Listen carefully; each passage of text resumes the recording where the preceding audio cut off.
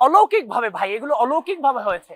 তখন আমি দাঁড়াইয়া বললাম, অপ্রস্তুত অবস্থায় বললাম, এখানে আমার বাপ মা ভাই বোন যারা এখানে আছেন, এই যুদ্ধের ময়দানে আমাদের পাশে থাকেন, আমরা এই লড়াইয়ে জিতবো, কোনো সন্দেহ নাই, আজকেই জিতবো, প্লিজ কেউ কাউকে ছেড়ে যায়েন না।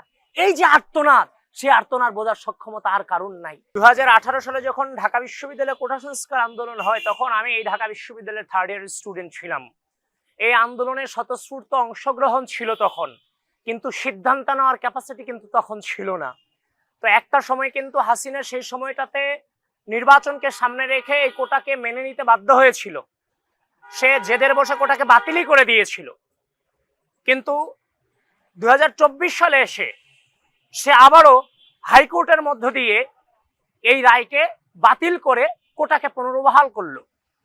তো যখন সেই সিদ্ধান্ত আসলো 5 জুন, সেদিনই আমি আমার পূর্ব অভিজ্ঞতার আলোকে বুঝতেছিলাম এখানে একটা আন্দোলনের দানা অবশ্যই বাঁধবে। একজন রাজনৈতিক কর্মী হিসেবে যতটুকু ধ্যান ধারণা রাখি রাজনীতি সম্পর্কে, এটুকু অন্তত অনুমান করতে পারতেছিলাম যে ফ্যাসিস্ট হাসিনাকে যদি তার ক্ষমতা মসনদ থেকে সরাতে হয়, তাহলে একটা গণ আন্দোলনকে গণ অভ্যুত্থানে রূপ দিতে হবে। তো সেই পরিপ্রেক্ষিতে এই কোটা সংস্কার আন্দোলনটা একটা সুযোগ সেখানে হতে পারে। তো তাৎক্ষণিকভাবে আমার যে রাজনৈতিক সহযোদ্ধা যারা ছিল, বিশেষ করে শহীদুল্লাহ ছাত্র দলের নুরুল আমিন নূর, তারপর যে সূর্য সেনের মল্লিক ওয়াসিউদ্দিন তামি, এদের সাথে আমি হঠাৎ করে একটু বসলাম। বসার পরে আমরা আলোচনা করলাম জুনিয়রদেরকে এই আন্দোলনে জেনারেলাইজেশন করতে হবে। আজকে যদি জুনিয়ররা একদিকে 2022 সালের পরে একদম ক্যাম্পাসে আমরা রাজনৈতিক পদচারণা করতে পারতেছি না, 19 সালে ডাকসু নির্বাচনের মধ্য দিয়ে কিছুটা আমরা যে সুযোগটা পেয়েছি সেটাও 2022 সালে শেষ হয়ে গেল। তো যারা নতুন জুনিয়র আসতেছে এরাও তো রাজনৈতিক চর্চা করতে পারতেছে না পদচারণার মধ্য দিয়ে ক্যাম্পাসে। তো এখন জুনিয়ররা যদি আন্দোলনটা অংশগ্রহণ করতে না পারে ছাত্রদল হওয়ার কারণে, তাহলে একদিকে এরা মন খারাপ করবে। আর তৃতীয়ত আলোচনা হচ্ছে যে এই আন্দোলনটাতে জুনিয়রদেরকে এই এই আন্দোলনগুলোতে সরকার ভুল সিদ্ধান্ত নিয়ে থাকে, অথবা সরকারকে ভুল করানো হয়। এখন ফেসিবাদকে ভুল করতে প্ররোচিত করা, কিংবা ফেসিস্ট যদি ভুল করে তাহলে সেই সুযোগগুলো কেন নিতে পারে? নিশ্চয়ই একজন পলিটিক্যাল ছেলেমেয়ে ছাড়া এই সুযোগগুলো অন্য কেউ নিবে না। একজন জেনারেল স্টুডেন্টের পক্ষে হাসিনাকে ফেসিস্ট বলা ঢাকা বিশ্ববিদ্যালয়ের মাটিতে দাঁড়িয়ে, এটা সত্যিকার অর্থে ডিফিকাল্ট এবং এটা অকল্পনীয়। তো আমাদের চিন্তা ভাবনা জুনিয়রদেরকে জেনারেলাইজেশন করা আন্দোলনে, দলীয় মুভমেন্ট থেকে পাবলিক ফিগার তৈরি হয় না, পাবলিক মুভমেন্ট থেকে পাবলিক ফিগার তৈরি হয়। সেক্ষেত্রে জুনিয়রদেরকে ওইভাবে তৈরি করা টার্গেটে, এবং ফ্যাসিস্ট হাসিনা যদি ভুল করে এই ভুলের জন্য সুযোগ এদেরকে দিয়ে আমরা নিতে পারি, এই টার্গেটেই আমরা 7 জুন একটা কোটা আন্দোলন পর্যালোচনা গ্রুপ নামে একটা মেসেঞ্জার গ্রুপ খুলি আমরা, এবং সেখানে আমাদের সিনিয়রদের মধ্যে হওয়া যে আলোচনাটুকু জুনিয়রদেরকে ওই গ্রুপটাতে অ্যাড করে তাদের সাথেও সেটা শেয়ার করি। তাদের সাথে যখন শেয়ার করি তারা বলল, জি ভাই, এই আন্দোলনে আমাদের অংশগ্রহণ করতে হবে। তখন কুরবানির ঈদ ছিল সামনে। তো ঈদকে সামনে রেখে বিশ্ববিদ্যালয়ের অনেকেই বাসায় চলে গেছে, সংখ্যাটা কম ছিল। তো আপনার 9 জুন রাজু ভাস্কর্যে একটা বিক্ষোভ ছিল। তো 7 জুন বৈঠকের পরে 8 জুন আমি ঢাকার যে 7 কলেজের স্টুডেন্ট আছে আমাদের ছাত্র দলের, এদের সাথে একটু সমন্বয় করি এবং এদেরকে বলি 9 জুন রাজু ভাস্কর্যে 10টার আগে তোমরা রাজু ভাস্কর্যে প্রোগ্রাম করতে হবে, তোমরা 10টার আগে সোহরাওয়ার্দী উদ্যানে থাকবা। তো আপনার ঢাকা বিশ্ববিদ্যালয়ের তখন মায়েদ, সাজ্জাদ, তারপর সিফাত, তারপর যে আপনার শামীম, আরো যারা নেতৃবৃন্দ ছিল, এদের নেতৃত্বে 7 কলেজের ছেলে মেয়েদেরকে দিয়ে আমরা রাজু ভাস্কর্যের প্রোগ্রামটাকে প্যাট্রোনাইজ করি।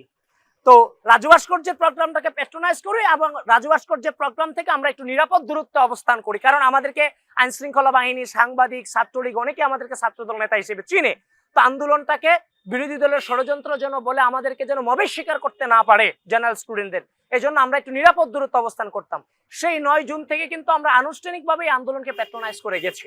9 জুনের পরে ডাকসুর সাবেক সমাজসেবা সম্পাদক আখতার হোসেনের সাথে আমাদের বৈঠক হয় এবং আমার পার্সোনালি বৈঠকে আমি যেতে পারিনি, আমার সাথে ফোনে কথা হয়।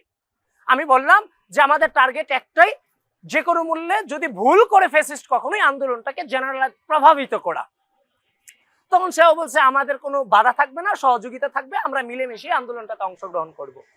তো মানে এই টার্গেটেই আমাদের প্রাথমিক সূচনা এই আন্দোলনে অংশগ্রহণ করা। তারপরে জুলাই থেকে 30 তারিখের আপনার হচ্ছে যে 9 জুনের পরে একটা নির্দিষ্ট আলটিমেটাম দেওয়া হয়েছিল।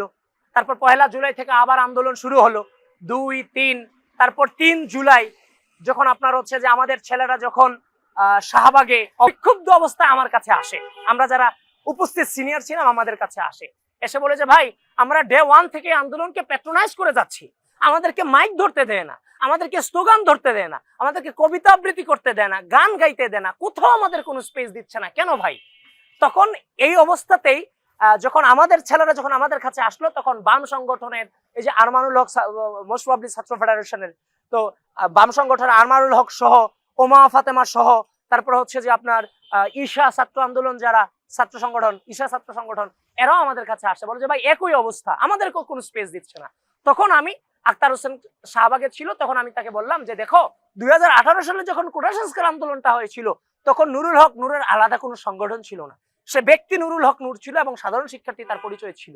কিন্তু এখন যারা লিড করতেছে এখানে কিন্তু তুমিও ছাত্র শক্তি নেতা, সেন্ট্রাল নেতা, এবং যারা লিড করতেছে তারা বিশ্ববিদ্যালয় পর্যায়ে এবং সেন্ট্রাল পর্যায়ের মানে আছে ছাত্র শক্তির নেতা। এখন তোমরা যদি একটা রাজনৈতিক সংগঠনে আন্দোলনটা করতে পারো, তাহলে আমরা কেন এই আন্দোলন অংশগ্রহণ করতে পারবো না? তাহলে আমরা তো আমাদেরকে স্পেস দেওয়ার জন্য বলছি না, তোমার যারা এখানে নেতৃত্ব তুমি যাদেরকে দিচ্ছ, আসিফ, নাহিদ, এদেরকে সবাই চেনে ছাত্র শক্তি নেতা হিসেবে, কিন্তু আমি যাদেরকে বলছি সুযোগ দেওয়ার জন্য, আমাদের এই জুনিয়র গুলোর তো কোনো সাংগঠনিক পরিচয় নাই, এদেরকে ছাত্রদল হিসেবে তেমন চেনেও না, এরা জাস্ট হচ্ছে অ্যাক্টিভিস্ট হিসেবে মাত্র ছাত্র দলে জয়েন করেছে, তুমি এদেরকেও কেন সুযোগ দিচ্ছ না? তখন ওইখানে দাঁড়ানো অবস্থায় মাহফুজ আলম আমার কাছে আসলো, তখন মাহফুজ আব্দুল্লাহ তখন আসলো, সে বললো যে যা হইছে হইছে, আজকে তুমি থামো, কালকে একটা ব্যবস্থা হয়ে যাবে। তখন মাহফুজ আলমকে আমি বললাম যে না, কালকে আমি বুঝি না, আজকেই ব্যবস্থা করতে হবে। তখন এই আন্দোলনের সর্বপ্রথম যে কমিটি হয়েছিল, সমন্বয় কমিটি, সেই কমিটির সহ সমন্বয়ক আমরা দুটা হচ্ছে যে আপনার ছাত্রদল থেকে 2 জন সহ সমন্বয়ক দেওয়া হয়েছিল। একটা হচ্ছে রিজভি আলম, মুক্তিযোদ্ধা জিয়াউর রহমান হল ছাত্রদলের সহ সাংগঠনিক সম্পাদক, আরেকজন সমন্বয়ক ছিল মেহেদী হাসান মুন্না, আপনার হচ্ছে যে এফআর হলের সহপ্রচার বিষয়ক সম্পাদক। তো আপনার হচ্ছে যে ওই মুন্নাকে ওই 3 তারিখ স্লোগান দেওয়ার সুযোগ শেষ পর্যন্ত দিতে বাধ্য হয়েছিল। তখন 4 তারিখ যখন আসলো, তো 4 তারিখ আমাদের ছেলেরা আবার যখন এদেরকে হচ্ছে যে বললো যে ভাই আজকে স্পেস দিচ্ছেন না কেন, 4 তারিখের ঘটনা, স্পেস দিচ্ছেন না কেন, তখন ঢাকা বিশ্ববিদ্যালয়ের সাংবাদিক সমিতির তখন দায়িত্বশীল একজন ব্যক্তি শাহবাগে দাঁড়িয়ে সেন্ট্রাল ছাত্র দলের প্রেসিডেন্ট সেক্রেটারিকে ফোন দিয়েছিলেন, কিন্তু সেন্ট্রাল ছাত্র দলের প্রেসিডেন্ট সেক্রেটারি ফোন ধরেনি।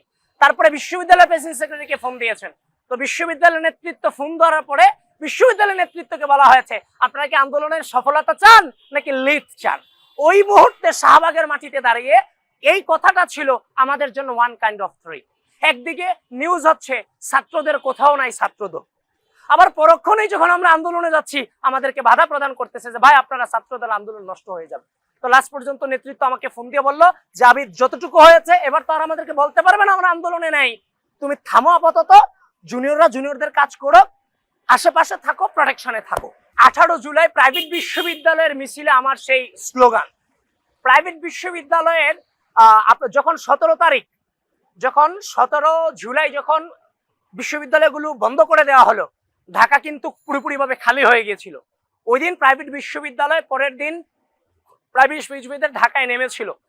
আমি 16 জুলাই থেকেই, আমি আচ্ছা যে বিশ্ববিদ্যালয়ে যখন ফার্স্ট ইয়ারে পড়াশোনা করি তখন থেকে আমি এডমিশন টেস্টের ক্লাস নিতাম ইউসিসিতে, ফার্মগেট শাখায়। তো যার ফলশ্রুতিতে গোটা বাংলাদেশে আমার ইনস্টিটিউশনগুলোতে আমার স্টুডেন্ট আছে। এই গণ অভ্যুত্থানে এই অ্যাডভান্সমেন্টটা আমি খুব ভালোভাবে কাজে লাগিয়েছি, কারণ এই স্বৈরাচার স্লোগান তোলা 16 তারিখ থেকে সবগুলো ইউনিভার্সিটির জেনারেল স্টুডেন্টের সাথে আমার যোগাযোগ হয়েছিল, আমার যারা স্টুডেন্ট ছিল এদের সাথে। এরই ফলশ্রুতিতে 17 তারিখ আমি হচ্ছে যে নর্থ সাউথ, আইইউবি, এআইইউবি, তারপর হচ্ছে যে ওইখানকার যে ইনস্টিটিউশনগুলো ছিল ওই ইনস্টিটিউশনগুলোর সাথে আমি যোগাযোগ করার চেষ্টা করি, যেহেতু আমার বাসা খিলক্ষেত, আমি বসুন্ধরা থেকে আমার আন্দোলনে নামতে হবে। আর আমার ছাত্র সংগঠন থেকেও নির্দেশনা ছিল যার বাসা যেখানে সেখানে তোমরা মিলেমিশে যাও, সাধারণ শিক্ষার্থীদের কাছে মিশে গিয়ে আন্দোলনটাকে প্রভাবিত করে, এই নির্দেশনা আমার সংগঠন থেকেই ছিল। তখন আমি হচ্ছে যে বসুন্ধরায় অবস্থিত বসুন্ধরায় অবস্থিত হচ্ছে যে আপনার নর্থ সাউথ আইইউবি ওইখানে যারা আমার স্টুডেন্ট ছিল এদেরকে আমি ফোন করলাম, ফোন করে বললাম যে কালকে আমি তোমাদের সাথে আন্দোলনে যোগ দিতে চাই। বলে যে হ্যাঁ ভাই আপনি আসেন। আমি বললাম তোমার একটা মেয়ে ছিল তার নাম রাফু, তার কথাটা না বললেই নয়, সে আমারই স্টুডেন্ট ছিল। এর আবার মোটামুটি আবার ওই আন্দোলনের সব স্টুডেন্টদের সাথে তার একটা সম্পর্ক ছিল। একে আমি বললাম কালকে যখন আমি আসবো আমাকে একটু স্লোগান দেওয়ার সুযোগটা তুমি করে দিও, মাইকটা আমার হাতে দিও। 18 তারিখ সকালে যখন বসুন্ধরা গেট থেকে আন্দোলন শুরু হলো, আপনার হচ্ছে যে হচ্ছে যে কিছুক্ষণ অতিক্রম করার পরই এরা আমাকে মাইক দিল। যখন আমি মাইকে স্লোগান ধরলাম, বাংলাদেশের মানুষজন নেমে আসুন, নেমে পড়ুন, এই স্লোগানটা আগের দিন বিশ্ববিদ্যালয় থেকে সেটা উঠেছিল, কিন্তু ওইখানকার যখন আমি স্লোগান ধরলাম বাংলাদেশের মানুষজন নেমে আসুন, নেমে পড়ুন, বিশ্বাস করতে পারবেন না রাস্তার দুই ধার থেকে মানুষ মানে ঢলের মতো দুই পাশ দিয়ে মানুষ নামা শুরু করলো। এই যে ওইখানে এত ব্যারিকেড, আপনার এত গুলি, এত সংঘর্ষ, এত কিছুর পরও আমি যখন ডাকলাম যে বাংলাদেশের মানুষজন নেমে আসো, নেমে পড়ুন, রাস্তার দুই ধার থেকে মানুষগুলো, জেনারেল পাবলিক গুলো, আমার বাপ দাদার বয়সের মানুষগুলো আমাদের সাথে অ্যাড হতে লাগলো। যখন এই দৃশ্য দ্বারা সাধারণ শিক্ষার্থীরা দেখলো, কিসের ভয়, সাধারণ শিক্ষিতরা চিৎকার করে করে আরো স্লোগান ধরা শুরু করলো। ওইখানের যে বাধাগুলো ছিল, এই যে রাস্তার দুই পাশ থেকে মানুষ নেমে আসছিল, এই সাহসটাই আপনার হচ্ছে যে সকল ভয় আমাদেরকে দূরী করে দিয়েছিল। তখন ধীরে ধীরে আমরা কারফিউ ভাঙতে ভাঙতে সংঘর্ষ জড়াতে ভাটারা, তারপর হচ্ছে যে আপনার নতুন হচ্ছে যে ভাটারার পরে যে বাড্ডার পরে অতিক্রম করতে করতে শেষ পর্যন্ত আমরা হচ্ছে যে যখন আমরা বাড্ডা অতিক্রম করি তখন টিয়ার গ্যাসের ঝাঁজে আমাদের দুইজন শিক্ষার্থী একদম মাটিতে লুটিয়ে পড়লো। যখন সেটা মাটিতে লুটিয়ে পড়লো, এমন অবস্থা এদেরকে যে কোনো মূল্যে ট্রিটমেন্ট এখন দিতেই হবে, না হলে মারাও যেতে পারে। তখন আমরা আদর্শনগর, বাড্ডার পরে আদর্শনগর আছে, আদর্শনগরের পাশে একটা রাস্তার একটু ঢুকে একটা বিল্ডিং এ আমরা এদেরকে নিয়ে আশ্রয় নিই। আমরা যখন বিল্ডিং এ ঢুকলাম, বিল্ডিং এর আন্টিরা মানে হচ্ছে যে নেমে আসলো নিচে, নেমে এসে তাদের বাসার যে টেবিল ফ্যান, তারপর হচ্ছে যে বিভিন্ন ধরনের আমাদের জন্য খাবার, তারপর হচ্ছে যে ওই দুজনের জন্য প্রাথমিক ট্রিটমেন্টের জন্য যা যা প্রয়োজন সবগুলো হচ্ছে যে আপনার বাসা থেকে নিয়ে আসলো। নিয়ে এসে মানে যাদেরকে আমরা চিনতাম না, জানতাম না, সেই আন্টিরা সন্তানের মতো তাকে মানে হচ্ছে যে ট্রিটমেন্ট দিচ্ছে, আমাদেরকে খাবার তুলে দিচ্ছে, ফ্যান দিয়ে বাতাস করতেছে, কেউ পাখা নিয়ে এসে আমাদেরকে বাতাস করতেছে। এটা ছিল টোটালটাই মুক্তিযুদ্ধের সেই স্মৃতিকে মনে করে দেয়, যেটা মুক্তি বাহিনীকে আমাদের মায়েরা যেভাবে আশ্রয় দিয়েছিল।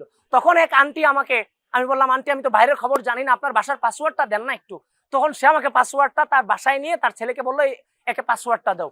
পাসওয়ার্ড দেওয়ার পরে তখন আমি একটা হচ্ছে যে আপনার ভিডিও বার্তা দেই যে প্রাইভেট বিশ্ববিদ্যালয়ের স্টুডেন্ট গুলো রক্তাক্ত হচ্ছে, একটা স্টুডেন্টও মাঠ ছেড়ে যাচ্ছে না, মেয়েগুলো রক্তাক্ত হচ্ছে, প্লিজ আপনারা নেমে আসেন, ফ্যাসিস্ট হাসিনা আমাদের জন্য কোনো পথ বাকি রাখে নাই। যখন এটা দিয়েছিলাম এটা প্রচুর পরিমাণে সেই সময় ভাইরাল হয়েছিল, তো এভাবেই বার্তা দিয়েছিল। পোস্টের যে ঘটনা, এটা অত্যন্ত হৃদয় বিদারক এবং নির্মম ঘটনা। আমি 4 আগস্ট সন্ধ্যায় যখন শাহবাগ থানা থেকে গুলি হলো, তখন এখন যেখানে দাঁড়িয়ে আছি এখানে দৌড়ে এখানে আমরা আসছি। এখানে এসে তখন কারফিউ ভাঙতে আমরা 6:30টার পরে, 6টা পর্যন্ত কারফিউ, ওইখান থেকে সমন্বয়করা তার মিছিল নিয়ে 5:30টার পরেই শহীদ মিনারে চলে আসে। আমরা কিন্তু ওইখানে ছিলাম শাহবাগ, কারণ শাহবাগ যেন না ছাড়তে পারে এই ব্যবস্থা আমরা করেছিলাম। তখন 6:30টায় পুলিশের গুলিতে শাহবাগ থানা থেকে যখন গুলি করলো, তখন আমরা এই জায়গায় ছত্রভঙ্গ হইয়া যখন আসি। এখন লং মার্চ টু ঢাকা কর্মসূচি একদিন আগে এগিয়ে নিয়ে আসা হয়েছে, কালকে তো কর্মসূচি সফল করতে হবে, আজকে কোনোভাবে আর ক্ষতিগ্রস্ত হওয়ার কোনো সুযোগ নাই। তখন আমি চাংখারপোলে চলে গেলাম। চাংখারপোলে চলে গিয়ে একটা রিক্সা ঠিক করলাম, 400 টাকার ভাড়ায় আমাকে বসুন্ধরা নিয়ে যাবে। কিন্তু পরক্ষণেই ভাবলাম যদি আমি বসুন্ধরায় চলে যাই আজকে, তাহলে কালকে তো শহীদ মিনারের প্রোগ্রাম আমি কোনোভাবেই ধরতে পারবো না। আর কালকে যদি আমি প্রোগ্রামে না থাকি, কারণ আমরা যেভাবে তৈরি হয়েছে আমাদের জায়গাটা অন্য কেউ পূরণ করতে পারবে না।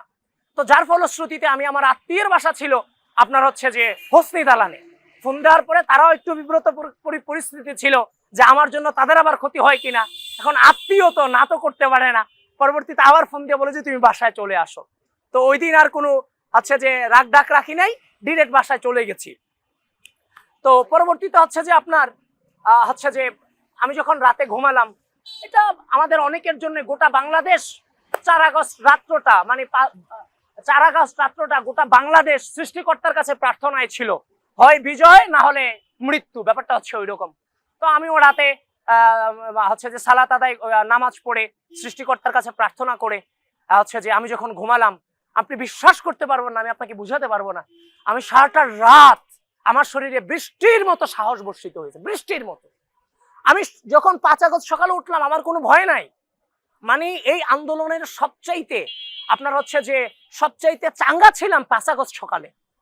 আমি সকালে যখন বেরিয়ে আসলাম বাসা থেকে, আমি যখন বেরোচ্ছিলাম, আমি যখন বোরহানুদ্দিনের যে মানে গেটটা, এই গেটে যখন দাঁড়াচ্ছিলাম, তখন আমার কানে সাউন্ড গ্রেনেডের আওয়াজ আসতেছিল শহীদ মিনার থেকে।